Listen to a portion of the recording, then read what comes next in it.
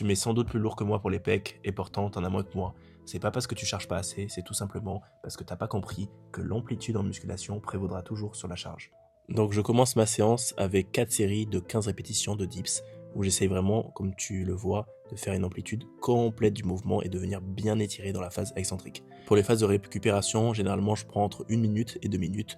Deuxième exercice, chest press. Bon là mon mouvement est un peu dégueulasse, c'est parce que c'était ma dernière série, je grattais des répétitions. Mais globalement je fais une série de 8, puis ensuite je baisse la charge de 50% et je refais une série de 15. Je réalise ça 4 fois. Comme tu peux voir, j'aime bien faire des doubles répétitions sur la phase la plus étirée du mouvement, ça rajoute du stress mécanique. Troisième exercice, butterfly. Là, je fais 4 séries de 12 répétitions. Et généralement, après ma série de 12, je refais une petite série où je fais un deload, c'est-à-dire que je descends la charge pour venir gratter quelques reps supplémentaires. Ensuite, je finis par du développé guillotine à la Smith Machine. Bon, ça, il y a peu de gens qui connaissent cet exercice-là, mais il est super pour bosser le faisceau claviculaire des pectoraux. Je viens incliner le banc à 15 degrés, il n'y a pas besoin de plus, sinon vous allez trop taper dans les épaules et pas assez dans les pecs. Et je viens vraiment descendre ma barre sur les clavicules. J'hésite pas à ce qu'elle touche les clavicules.